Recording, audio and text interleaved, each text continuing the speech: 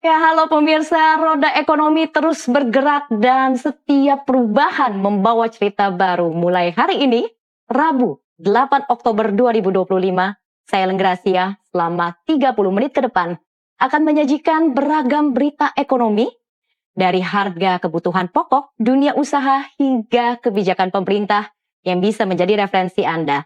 Langsung saja inilah Nusantara Economic Update selengkapnya.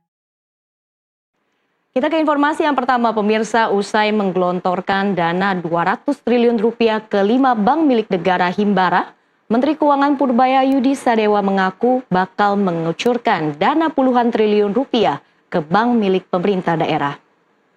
Gubernur Jakarta Pramono Anung menggelar pertemuan tertutup dengan Menteri Keuangan Purbayayudi Sadewa di Gedung Balai Kota DKI Jakarta pada Selasa pagi. Pertemuan yang berlangsung selama hampir 1 jam itu membahas berbagai hal. Salah satunya pemangkasan dana bagi hasil Pemprov DKI hampir 20 triliun rupiah. Sebanyak 18 gubernur kompak melayangkan protes kepada Menteri Keuangan Purbayayudi Sadewa terkait pemotongan anggaran transfer ke daerah atau TKD. Menanggapi protes pemotongan anggaran para kepala daerah, Menteri Keuangan Purbayayudi Sadewa menegaskan penolakan dari kepala daerah adalah hal yang wajar. Purbaya mengingatkan agar daerah memperbaiki pengelolaan anggaran yang sering tidak tepat sasaran. Kita beralih ke informasi seputar negosiasi tarif dagang dengan Amerika Serikat. Pemirsa, Menko Perekonomian Airlangga Hartarto mengungkapkan saat ini negosiasi berhenti sejenak akibat shutdown atau berhentinya pemerintahan negara adidaya tersebut. Anda kembali di Nusantara Economic Updates. Bank Indonesia mengumumkan posisi cadangan devisa pada akhir September 2025. Posisi cadangan devisa mengalami penurunan dibandingkan bulan sebelumnya. Ya pemirsa, kita update perdagangan bursa saham domestik pada perdagangan sesi pertama hari ini, Rabu 8 Oktober 2025. Ya, beralih ke pergerakan mata uang Garuda, nilai tukar rupiah terhadap dolar Amerika Serikat terpantau melemah tipis, tepatnya di posisi 16.590 rupiah per 1 dolar Amerika Serikat.